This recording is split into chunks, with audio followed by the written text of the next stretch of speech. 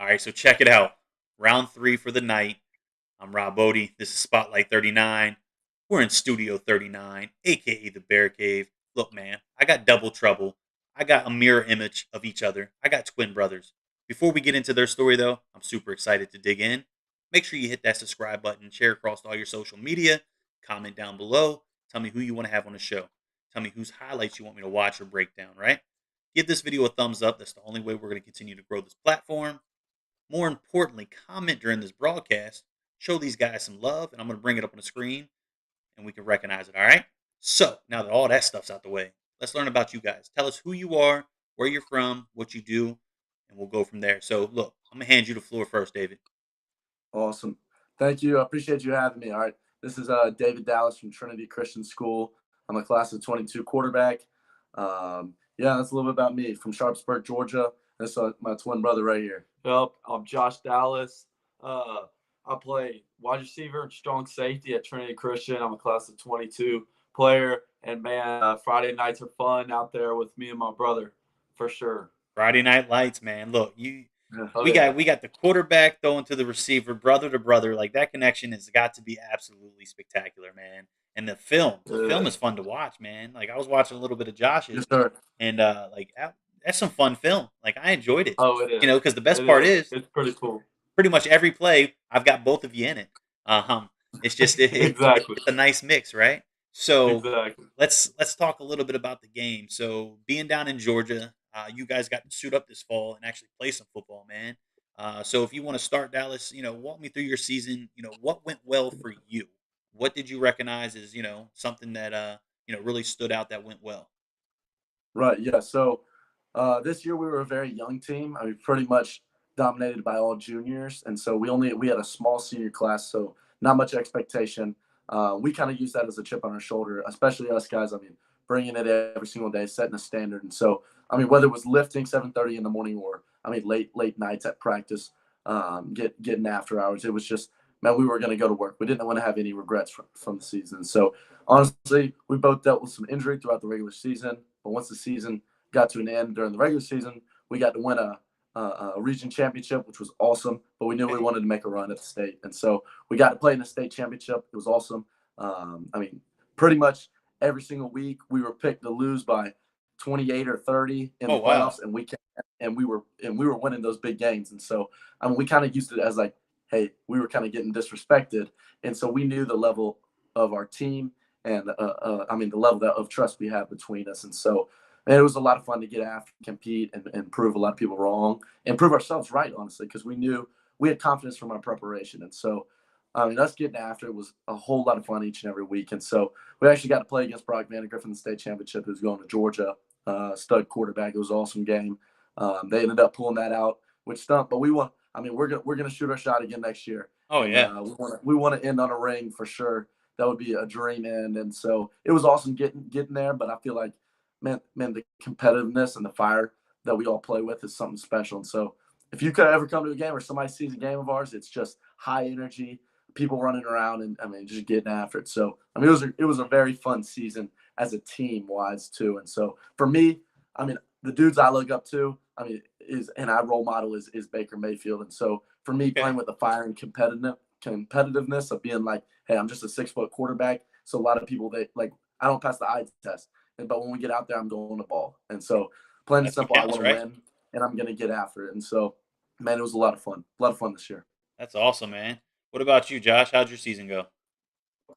Man, it was very special. I mean, I don't know if you know, but our head coach is actually our dad. So I did that not adds know that. another cool factor on Yeah, top of that. That not only is we have the quarterback and wide receiver twin duo, but also our dad is the head coach over we got the here. And triple threat, man, man. it was pretty special.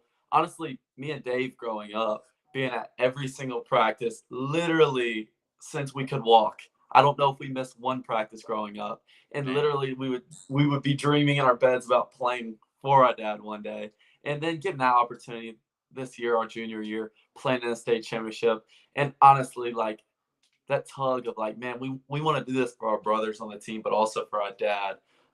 So man, again, going into next year, that's what we got on our shoulders. That's the motivation, We're gonna right? get that one for our dad for sure. But man, it was super special. I think one thing that sets our team apart is just the brotherhood, that factor that we have in our team. And I know a lot of teams preach that, but you can come to a game and you can just feel it and you can see it Hey, look, in pre-games and I warm-ups got and everything. family about It's pretty 30 incredible. minutes outside of Atlanta now.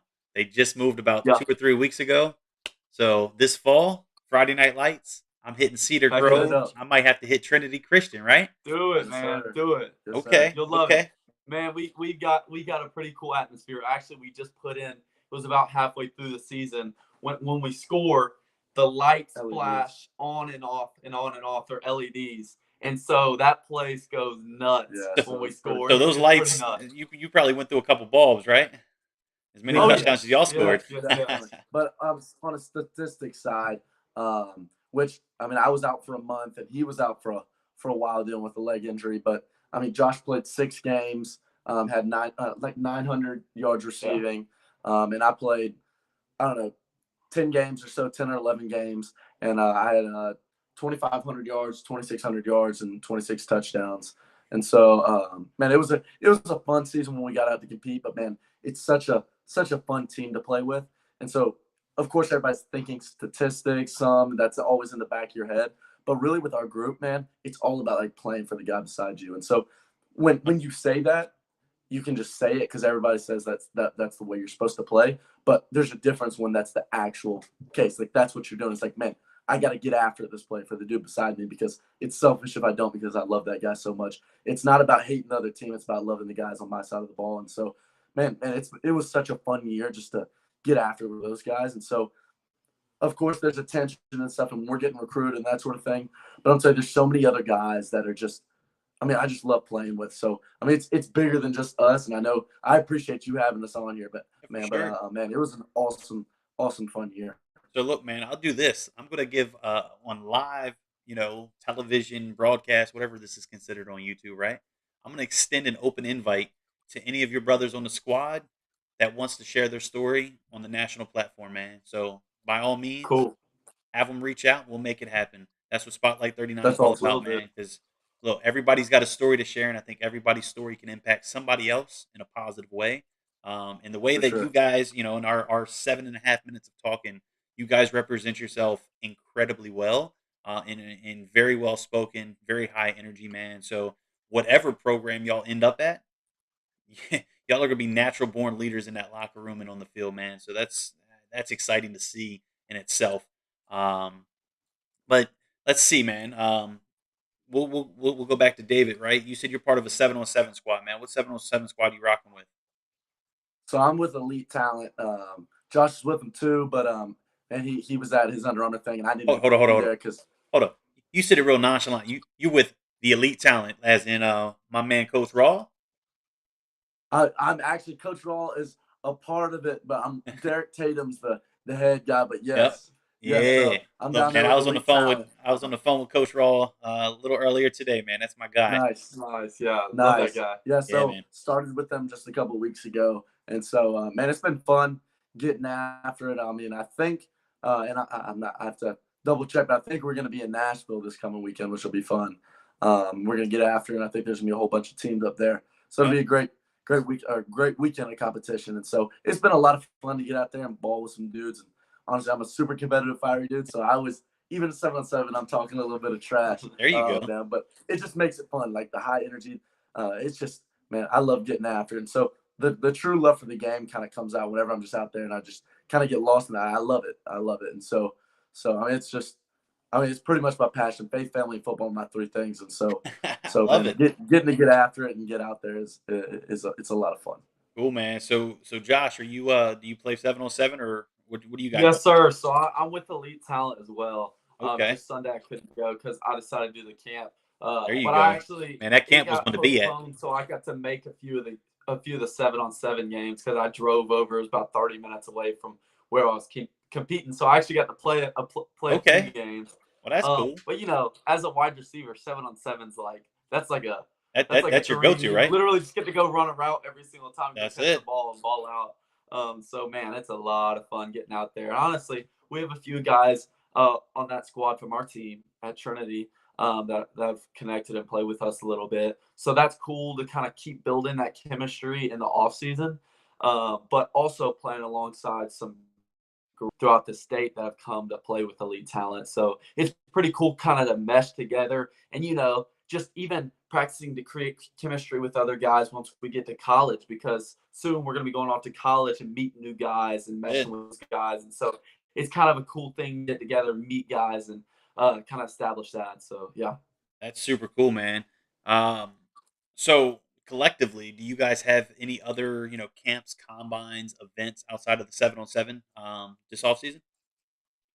Yeah, so actually May 16th, I'm going up to the Nashville Elite 11 regional that I'll be competing at. And so I actually decided to do the May one up in Nashville rather than the March one, which was in Atlanta, just so I could have a little bit more time to prep. Because, man, I want to go after, especially those, we're getting a spark score and then we're getting after a throw. And I'm working my butt off because we play basketball too. And so, I didn't really get to do as much as I would like to in preparation for March, which was, I don't know, kind of right after the basketball season. So I needed my body to recover just a little bit.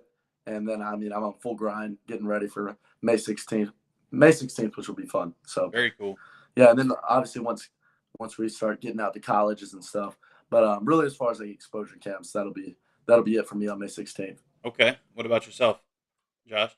Anything? Yeah, that's about it. I had the Under Armour thing, but that's about it until probably June. Okay. We have a few colleges of mine we want to make sure we go to and compete at. But yeah, right now it's a little bit after that Under Armour thing. I think the next thing we're getting ready for is June. Okay. So neither of you are going to attend the Rivals camp combine and that MVP camp. Actually, no, sir. So we actually just we're just gonna hit that one in May. Or I am, cool. at least, Okay. and then we're gonna get ready for exposure camps college wise. Yeah. Very cool, man. Very cool. So that's gonna take us off the field and into the classroom, man. So you guys go to the Trinity, Trinity Christian. So I'm going to assume the grades are right, especially if Dad's a head coach. With our dad being the head football coach, so he's on our tails nonstop. I'll tell you one thing: it is the opposite of daddy ball. That man gets after it on us, but it's awesome. It's such a blessing to have somebody who's like that in our lives, but pushes us in the right way, though. Man, he's such a good man, and he's done a great job just raising his kids. And we have a big family, but super competitive family, fiery family. But man, I love him being my dad and head football coach, and obviously he pushes us. But it's in the best for us, and so we have a good time with him up there. But yes, academics, he makes sure is on point. So he preaches that since we were little kids. Just like the better your grades are, the more options you're gonna have. The better 100%. the options, the better the choices, and so it's just about making maxing out the opportunity that you have, and so making good grades just opens doors. Oh yeah, and honestly, like you have what's your GPA? 3.9. So you have a 3.9, I have a 3.7 GPA, and honestly, the first thing colleges ask is for our transcripts. That's it. And I didn't even realize that's how it was going to be until the recruiting process Super started. important. But it's like immediate. Like that's the first thing colleges because ask. if you don't qualify, why have a conversation? Yeah, the questions is, can I have your transcripts and how many sports do you play? Just to show your athleticism, I guess. Yep. So, man, right there at the get-go. But also, it opens doors and opportunities. So we're sitting around 15 offers each, but 4 or 5 of those is Ivy League schools, which is pretty cool. To have that opportunity, but it opens doors and it gives you more and more opportunities. So yeah, that's super cool, man. So look, you started it, but we're gonna lead into it, right? So you take the academics, you mix it with the talent, and that really brings the recruiting process, right? So you kind of spoiled the fun and said that you guys are sitting on about 15 blessings each, because offers are offers, man. I think it's a true blessing that somebody wants you to be a part of what they got going on. So I like to call them blessings, right? Yes, sir. So if you guys don't mind, and you can kind of feed off each other, what was that breakthrough aha moment that really got you guys started, with the recruiting process? Yes, sir. So let's see, after sophomore season, we both had pretty good years. As sophomores, and we had we were all state honorable mention, that sort of thing, and then we had. I was county MVP, and we have 3 7A schools in the county. And so I had some good recognition, and and then first team all region, that sort of thing. So I had the accolades that went with it. And I mean, I threw for 2,300 yards and 24 touchdowns. So it was it was a blessing to have an opportunity to start as a sophomore. Mhm. I mean, there's nothing better than having film as an underclassman. And so And it really goes getting a that long way. opportunity with senior quarterbacks graduating after my freshman year. I mean, of course, there was some nervousness and that sort of thing, being like a young guy taking over the squad. But I mean, I was more than ready in my mind to full go, being like, I can't wait for this opportunity. And so, of course, I needed to grow in a lot of areas, but I felt like I had a pretty strong sophomore year. Of course, there was some things I would have wanted to change, but I mean, it was a great year. And so I had film to back it up. So with numbers and then recognition and playing in Georgia, a lot of coaches love that because they know it's good competition down Man, here. Georgia is flooded with talent. Flooded. And so, I mean, that's awesome too. But really after season and this sounds crazy how it really started off, but when the lockdown started back in March after sophomore year, I mean, I was like, I don't think summer's going to happen. We're not going to be able to get to exposure camps. Yeah. I have no idea what's going to happen. He was like, all right, put together a small list so it's not something crazy lengthy that a coach isn't going to read, but some bullet pointed accolades of what you want them to see, your GPA, height and weight, and then your highlight link. And if you want a practice film link as well, just showing whatever you want to show. That's strong advice right really there. Me in a nutshell. And I went, and this sounds crazy, but I mean, I didn't have we weren't going anywhere. We were locked in quarantine. And so I would work out and throw pretty much all day long. And then for about an hour a day, I set aside time. So I would look up just coaches' Twitter handles, and I'd go follow a million coaches. I mean, I think I follow 5,000 people, and probably 4,900 of them are coaches. And that's the max you can follow. I wouldn't follow as many as I could. And then, I mean, I about have 1,600 followers. And so every time any coach would follow me or just follow back, it would open their DMs. And I would just send them that copy and pasted. There it is. And so it was just trying to get it in as many hands as possible. And actually, Akron reached out because they liked my film a whole bunch, and that was the first school to offer.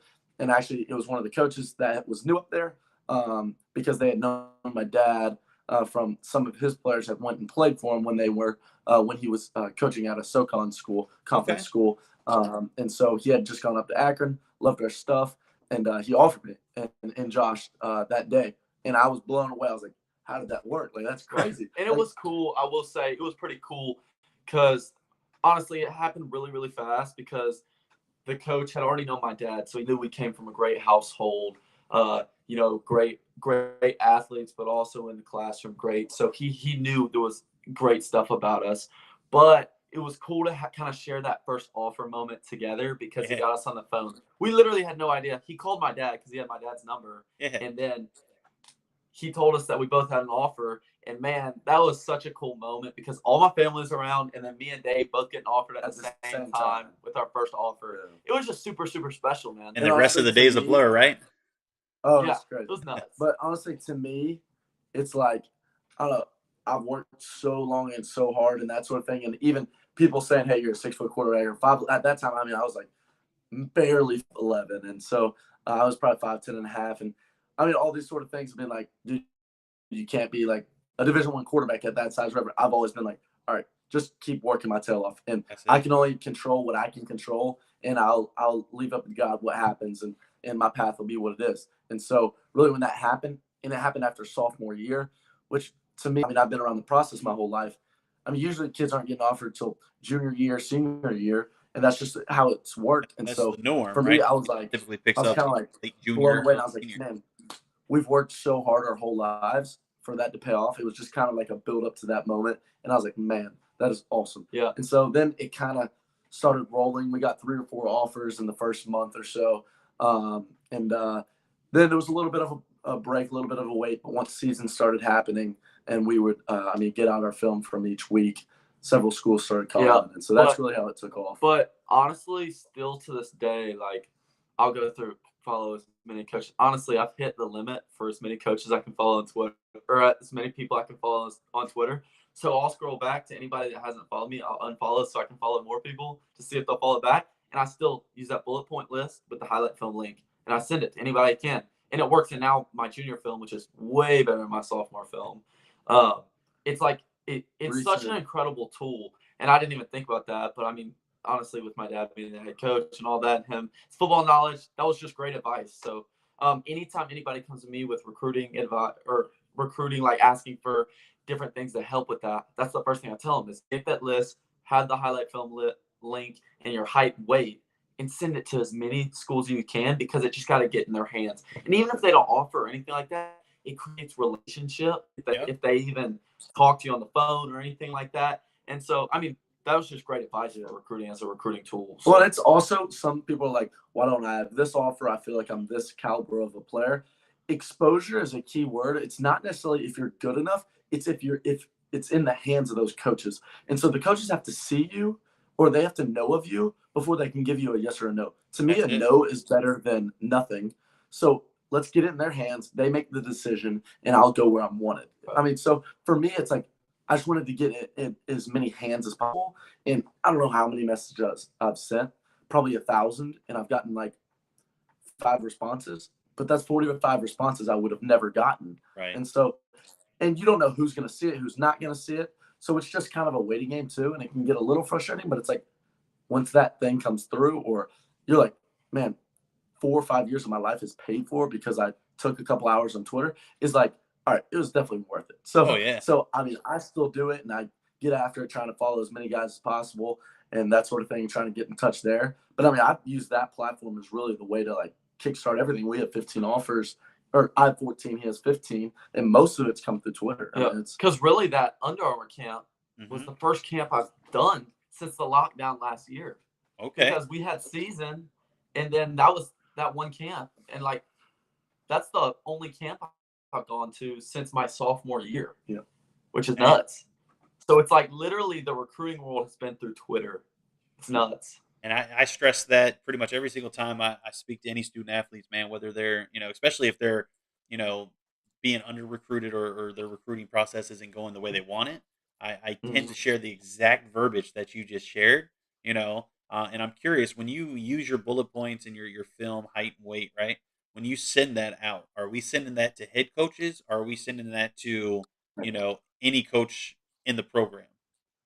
Yeah, so for me, the way I start is I try to get it to the GAs or the assistants, because those are the guys with, honestly, the least amount of followers, the least amount of whatever, so that they can have the highest chance of seeing it. But then I'll send it to all the position coaches, offense and defense, because you have no idea who's the recruiting coordinator for my area, or not the recruiting coordinator, but has my area for recruiting. Yep. And so I'll just send it to as many position coaches as I can, but the likelihood of like a head coach or a defensive coordinator or somebody seeing it is very unlikely. So I send it to the GAs or the assistants or whatever. So Man, I mean, that's pretty much what I'm doing. That is absolutely fantastic advice, man. I might cut that portion of the segment and just post that on my Twitter.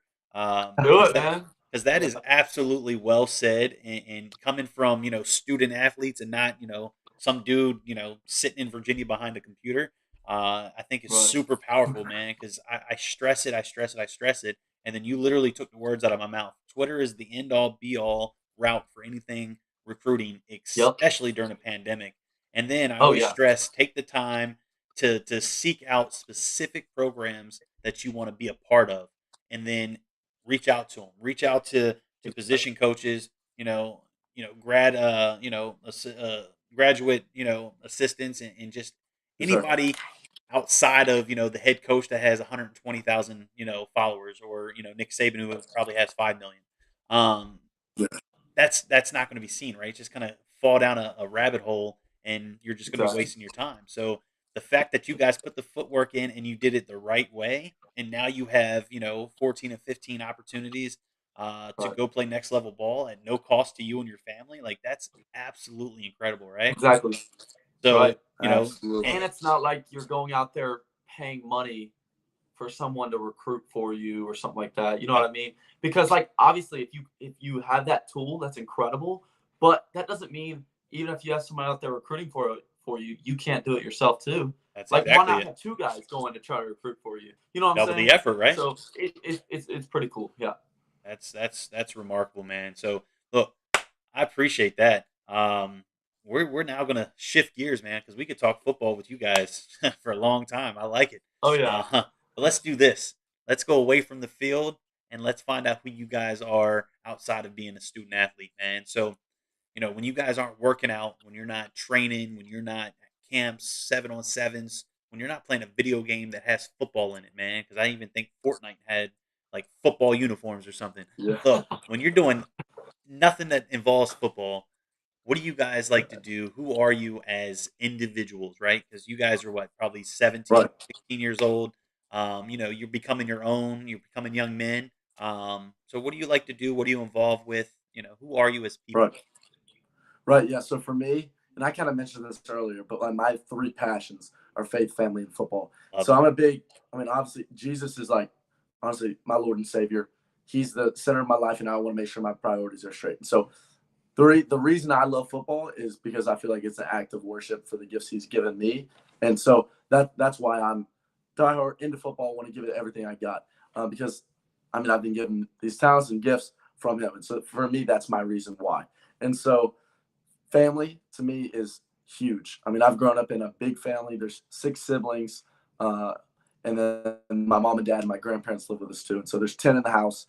2 are already in college, but there's 5 brothers, Oh and then wow. my dad. And so all of us compete like nobody else. And even my little sister and my mom, we all compete. So super competitive family, but probably the tightest family you'll ever meet. Oh yeah. I mean, it's just the way we've been raised is families. I mean, family comes first. And so for us, I mean, everything we're doing, whether it's sports or hanging out or going, I mean, fishing or, I mean, just doing anything, it's like a lot of the time is family centered. And so for me, that's just been a huge thing growing up. And so for me, when I'm looking for buddies or friends or whatever, it's also people that like I can rely on because it's just when I want to be around people, I want to be surrounded by people who are going to push me to be a better person, whether that's spiritually, physically, or mentally, or just as a friend in general. And so for me, I look for people that are going to surround me as just and build me up as a better person. Sure. And so, um, man, for me, I mean, I love obviously I love sports, but man, I love things from movies. This sound, I don't know if you're into this stuff or not, but I'm a super big superhero fan. Anything Okay. superhero, I will knock out of the park. Love Harry Potter. Anything like that. People think that's odd because I'm a Division One quarterback, all that sort of thing. But man, I love that stuff. Love So that Yes, stuff. yes. hold on. Star So what's the Wars, all superhero, that man? stuff. What's Star the Wars. what's the favorite superhero? Man, Captain America. I Oh, love okay. Captain America, but you're talking Marvel. If we're going DC, I'm going Batman. I All love right. Batman. Oh, All right. I He's was the gonna say, dude man, because we he doesn't can't have any we can't choose superpowers. Superman over Batman. You gotta have Batman, right? That's super Yeah, cool, but man. he doesn't He's have any cooler. superpowers. He's just a man, straight That man. that's it, man. Like That's it. Batman, So look, he don't he's need a powers to beast. be great. That's Yeah. exactly why he's a So superhero, You right? just have to be rich. Well, that's true. Yeah, rich and right. can buy anything, right? Yeah, you, Right. Yeah. you can buy your But yeah, superpowers. faith, family, football really describes me. And there's things I like to do and that sort of thing. I love adventuring, going out, and I love hiking. I love the woods, that sort of thing. But really, if it gets down to it, it's a lot of sports and a lot of competing. But yeah, That's I you, mean, man. That's cool. I like it. I like the fire. What about you, Josh? Oh yeah. I mean, What makes you you? so I mean, number one, like he said, and it's not him, it's me, and it's my personal relationship with the Lord. And so Colossians 3:23 says, whatever you do, do with all your hearts, working for the Lord, not for man. And so that's kind of a verse that I've used in my life to in literally everything I'm doing, whether it's in the classroom, whether it's on the field, whether it's in the weight room, whether it's even at my house when I'm doing nothing, I'm just sitting on my butt. Literally, whatever I'm doing, I want to do for the Lord, like I'm working for Him and not for men. And so, honestly, that started with my dad, kind of preaching that in our house, and having a man like that who shows us not only how to be in a work environment, but also be a great husband, a great father, a great leader in the community, stuff like that. It's been super, super cool. So honestly, stuff that I love to do outside of sports, which almost everything in my family involves sports, what I like can from the tell. top to the bottom, it's all sports, it's all competitive. But man, I'll tell you, there's nothing more competitive than a Dallas House board game. Okay. Man, it gets competitive in board games, apples to apples, Monopoly, whatever it is. Oh wow. We go Okay. at it, but we love it, man. We love it. It's so much fun. But you know, growing up, you could never play a board game without it ending in an argument. So Sure, man. you Look, know, I could be playing. I could be playing with exactly. my mom, and I'm still yelling. I'm just mad. Yeah. I wanted Exactly, man. boardwalk. Let me So get man, boardwalk from you. I'll give you $100 more than what it's worth. exactly. And then slip 100 from the bank, right? So, Hey, look, man. I'm um, always the banker. exactly. So yeah, man, it's cool, but man, everything family. We're super, super tight family. It was actually cool. So about a year and a half ago, our grandparents moved in with us. So that's been super cool. Honestly, our grandmother kind of spoils us every single morning. She's got bacon, eggs, biscuits, orange Everything. juice, everything, every single morning. Man, you wake up and the It's house just nuts. smells delicious. It's so incredible. clutch. And then It's we so get to go clutch. work out and then go to school and then do football after school. It's the life, man. I'm telling you. But That's cool, man. yeah, it's pretty cool. So look, man, you guys are a lot of fun, man. I thoroughly enjoyed this conversation. But look, I'm not going to take up much more of your time. I'm going to give you guys the floor if you guys want to shout out anybody that's supporting you, family, friends, coaches, anybody that you Yeah. just want to shout out. By all means, and then I'm going to close it out with my same question that I do every single time. So I'm going to hand you guys the floor. Gotcha. Yep. So I mean, obviously, I'm gonna shout out my dad and my mom, and honestly, all my siblings. So really, my second oldest brother, Caleb, is a dude that literally from the time we could walk was pushing us. And honestly, he's going to Berry College. And he's gonna go play outside linebacker. He's already in college, but dealt with some injuries, been transferring around. So he's going to Berry College, playing outside linebacker or defensive end. But man, he's pushed us since we were little kids. And so honestly, just my mindset and everything, I don't know if I'd be the same person without him pushing me the way I was ever since I was a kid. And for my dad, just showing me the way to live, whether it's on or off the field.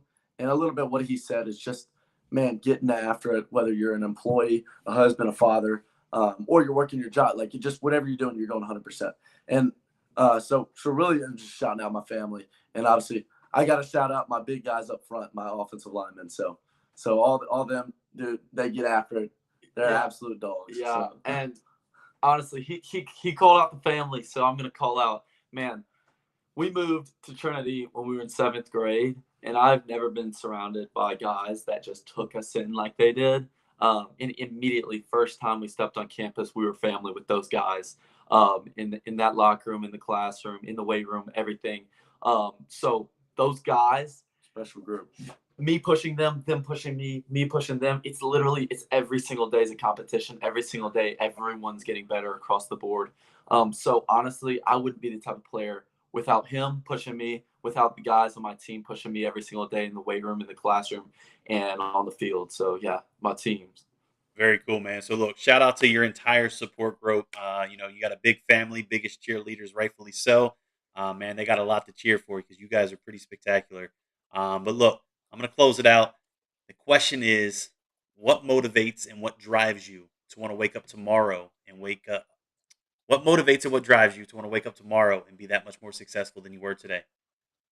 Man, that's awesome. So I actually have a little bit of a screenshot from Drew Brees that basically, I mean, it's a little quote about basically saying if you're worried about the big mountain in the distance, then you might trip over the molehill right in front of you. And it says, win the day. So for me, it's all about competing with myself that in that moment, in that day. And so it's really about, all right, I can be worried about tomorrow, the next day, 5 years down the line.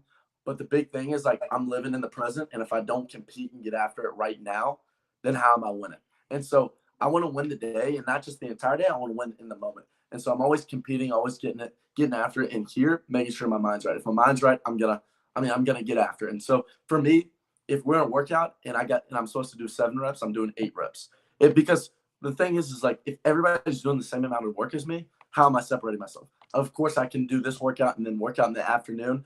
But then I look out and I'm like, baseball or lacrosse or some sport, they're always doing something. So Right. how am I going to outwork people? And so whenever I'm doing a workout, I'm always trying to do more reps than others. And so it's not like a whatever thing. It's true in my mind of being like, I want to outwork every single person because it's not just in this weight room that I'm competing. It's not just with myself. It's with the entire country. Kids all over the country. And so, man, in my mindset, a lot of people think long term. In my mind, I think that specific day. It's like, how can I get better today? Win the day is the That's thing. it. And so actually Taysom Hill, I heard him saying when he was dealing with a bunch of injury when he was at BYU, is he was really upset. He had three or three season-ending injuries, which is crazy and absurd. And he ended up obviously he's with the Saints. He's a freak player, just a straight football player. Oh yeah, Defines the position athlete. I mean, he's just a freak. 100%. And so one thing I heard him say was, I believe it was his brother or his dad that told him when he was out for another year of football and he was depressed, all that sort of thing. Basically, they said, you get your adrenaline rush and you get your competitiveness in football and in sports. They're like, I dare you to go compete in life. And so my thing is whether I'm in the classroom or on the field or just, I don't know, hanging out with you, I want to compete to be the best version of myself. So really just like the constant drive of knowing, hey, there's somebody out there working and I got to outwork not just the people in this state, not in this high school, but in the entire country. And so I don't know, I'm just a competitive, fiery dude, and I want to get after it and prove people wrong, prove myself right, and just be a man of word of being like, hey, I put in the work, I worked, and I took the hard path. And so, I don't know, that's me. I mean, I'm a competitive dude, a fiery dude. So, Yep. And so for me, I might not speak as long as he just did right there. Sorry. All But good. my thing is, honestly, I just never want to be satisfied, no matter where I'm at. No matter if I get to the NFL one day, which is my dream, I never want to be satisfied. Each and every single day, I want to strive to get better, to be the better version of myself. And so basically, at the end of the day, when I put my head on my pillow at night, I want to have zero regrets. I want to know I did absolutely everything I could do in that day to better myself for the next day when I wake up and do it all over again. Also, another thing is I think the biggest motivator in life is love. Love for my brother, love for my family, love for my teammates, love for my love towards my classmates. I think the best way to put it is like when we go out there on that football field, we're in the weight room, but in this sense, in a football field, I think a way bigger motivator than me just hating the other team on the other side of the field is I love my brothers. So I'm going to fight not against what is over there, but for what is beside me. And so that's something really cool that I like to use. So biggest motivator in life is love, and I never want to be satisfied. Look, you guys are you guys are superstars. No other way of putting it. You guys are incredibly well spoken, well represented. Your parents and family should absolutely be super proud of you, rightfully so. But look, I appreciate you guys jumping on, sharing your stories. Stay safe, stay healthy. Let's stay in contact, man. You guys, you Oh still got yeah. a whole nother year to run this back. So, Yep. let's Yep. do this thing again, man. Right? Add more bullet yes, points, sir. new film, and new things to talk about. For sure. But in the meantime, Yeah. man, you guys stay safe, stay healthy, and we'll chat. All right. I'm Rob Odie, and this was Spotlight Yep. 39. I'm coming back tomorrow night, man. I got another 3 lined up tomorrow night, and then on Sunday, I got a super special guest, current Baltimore Ravens 2-time Pro Bowl fullback slash defense slash special teams specialist, Mr. Project Pat himself, Pat Ricard. All right. So look, we're gonna do a Q&A session. Drop some questions on the Twitter. Hashtag Ask Project Pat, and we'll address them on the show. But until next time, man, I'll talk to you guys. Appreciate it. Thank you for having us.